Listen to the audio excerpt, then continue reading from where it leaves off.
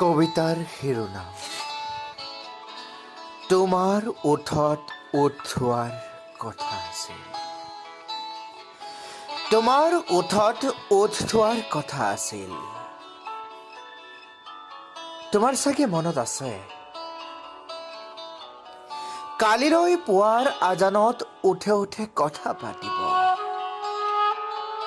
মৌনতাৰ পদূলিত স্তব্ধ হৈ ৰব কিছু সময়, য'ত উশাহৰ শব্দবোৰে ৰ'দখিনি নমাই আনিব। বিন্ধ্য পৰ্বতৰ দৰে থিয় হৈ আছে দীঘল ৰাতিটো, জিলিৰ গীতৰ সুৰত মগন এটি ৰাতিটোৱে ৰং চাইছে, ৰাতিটোৱে আন্ধাৰবোৰ বহাই নিছে, ৰাতিটোৱে ভয় এখিনি আঁকি দিছে, ৰাতিটোৱে সানি দিছে এমুঠি ঘাম। প্ৰত্যেকটো ছেকেণ্ড উৎকণ্ঠাৰ বুকুত শুই আছে, জাগি আছে, শুই শুই জাগি আছে।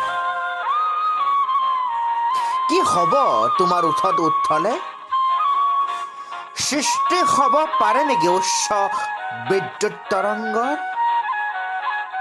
বৈ যাব পাৰে নেকি গংগা, যমুনা কিম্বা কাবেৰী তোমাৰ ওঠৰ পৰা মোৰ ওঠলৈ? বুকুত তুলিব পাৰে নেকি মৰমৰ ঝংকাৰ? বৰষুণ হৈ সৰিব পাৰে নেকি ভালপোৱা?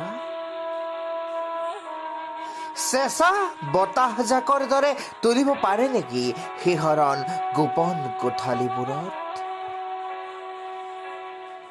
কালিলৈ শব্দবোৰে গোট মাৰিব, লাজৰ কণিকাবোৰে দুগালত ৰহণ সানিব। নিৰ্দিষ্ট ব্যৱধানত ৰৈ যাব নেকি দুটা ওঠ?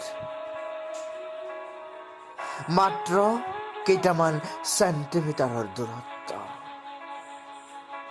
ওঠৰ কঁপনিত শীতৰ দিনৰ ঘামবোৰ সৰিব, চকুৱে চকুৰ সৈতে লাজৰ ঢৌ তুলিব।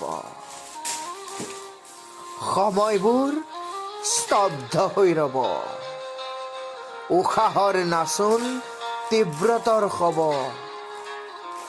মৰা হৈ পৰিব দুটা সজী। কালিলৈ তোমাৰ ওঠত ওঠ থম, সেই ৰাতি সময়বোৰ সোনকালে কঢ়িয়াই নে?